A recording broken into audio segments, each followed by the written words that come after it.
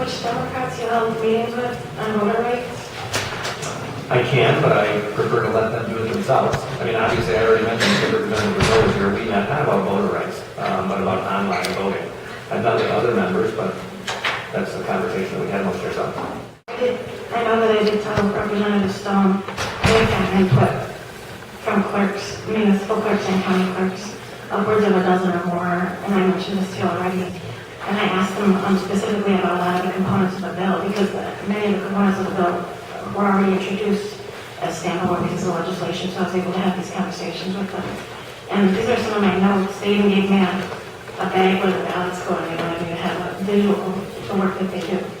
But some of the questions, and I know you've already spoken about this at length with Representative Kessler, I mean, I've got some really, I think, pragmatic input from clerks as well, and I tried to tell you about them, and I know the speaker indicated that he's worked with, that you guys have worked with Democrats to put together a bill here, and you hope to work with them further. But I told you specifically about issues that would not, that the clerks do not agree with in this bill, and I don't see them addressed here. What I like about meeting with the current clerks is the fact that I think they're very pragmatic. In fact, I think they work very hard to take the partisanship out of their work. And so they raised very good concerns that are not political, in my opinion, around things like how we're going to affect, this is going to affect seniors who vote absentee very detrimentally. We have ballots that are going to be rejected based on what is in this bill. Because oftentimes an elderly husband and wife send in their absentee ballots together, and they forget to include their address. That means their vote is not going to be counted, because according to this bill, you're saying it's no longer, it's not going to be eligible, it's going to be thrown out. So we have really recently, and I brought these to your attention, Representative Stone, they were not addressed. I see they're still in the bill. But I would like to point out that absentee voting is a privilege, not a right, like regular election day voting. And so you have certain steps that you have to follow, and you must follow them. And I think that, it's difficult for poll workers and election officials to have to reject a ballot because processes weren't followed. But that I have a lot of senior citizens in my district that do prefer and actually require to vote absentee because of ailments, because of their age and the like. So I am always going to advocate for them to have access to the ballot. And so my concern is that, and it's not just my partisan concern, because yep, I'm a big old partisan, just like Mr. Speaker's a big old partisan. This is a concern I noted from very non-partisan, very independent thinking clerks. I know that the chair gave a response when I asked about seniors potentially having their absentee ballots thrown out. And she gave a very roundabout answer, and maybe we should pose it to legislative council. But I'm showing that if this bill is implemented, potentially, if that husband forgets to witness his wife's absentee ballot by indicating his address, the ballot may not be counted. I believe that's correct. Is that correct? I think the answer that we heard was that there's also the opportunity to remedy the failing in an absentee ballot, and the clerks make that effort. I know I hear that on a regular basis.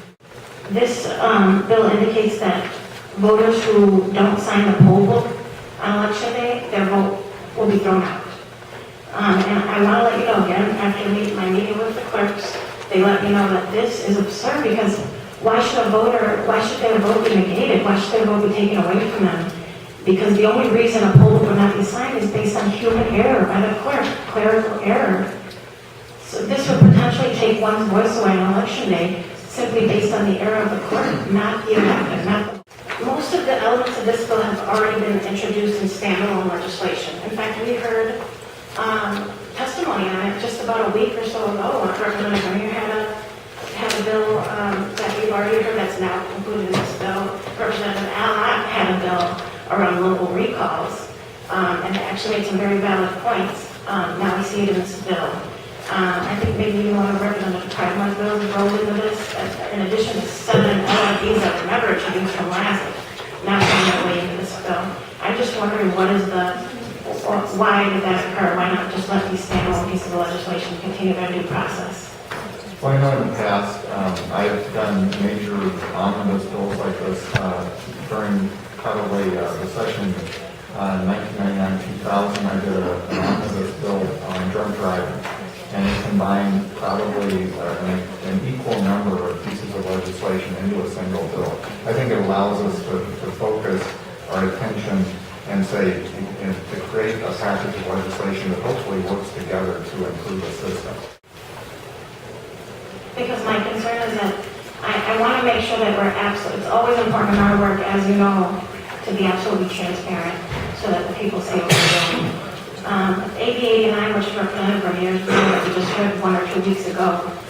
I don't know if I know you weren't there in person to listen to the testimony, but this was regarding actually the mistake that the majority party made during redistricting by drawing your lines before a local government, before a municipality drew their lines. So this was rectifying that mistake that the majority made when they did redistricting, and Representative Zamarripa said as much. She said it was wrong, and it should not have happened. So I just get concerned. My concern is that you're trying to roll these more controversial bills into one big omnibus to keep the public from knowing what's exactly in here, because they haven't even had time to digest it. I wanted to ask, why are there no senators on this bill? Usually a bill comes out and there's Senate co-sponsors and Assembly co-sponsors, and I don't see any senators on the bill. I wondered if you could explain this.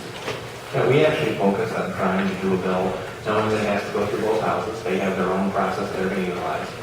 This is a bill that we're working very hard to get the Assembly behind.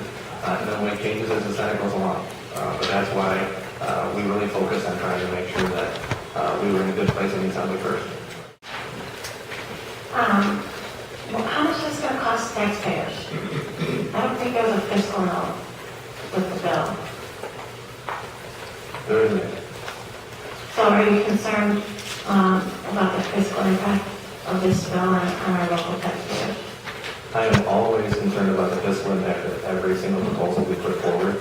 But I will say, as somebody on the opposite side of you who runs for office on fiscal responsibility, we are going to guarantee the right to vote. And I think that there are many things that people in this room, people in the world say, I'm willing to pay more money to government to make sure that a process works better. For some of the schools, for some of the universities, for some of the DNR, everybody has their own things that they think are preeminent. For me, I think we can't put a price on democracy. Yeah, I know Mr. Speaker is very influential within his caucus, as he is Mr. Speaker. And so I hope, and I'm thinking of Mr. Speaker's campaign time when he's out on the doors, I know that your constituency will want to know that you are truly fiscally responsible. We should have a fiscal note before we take a vote on this huge omnibus bill that does a ton to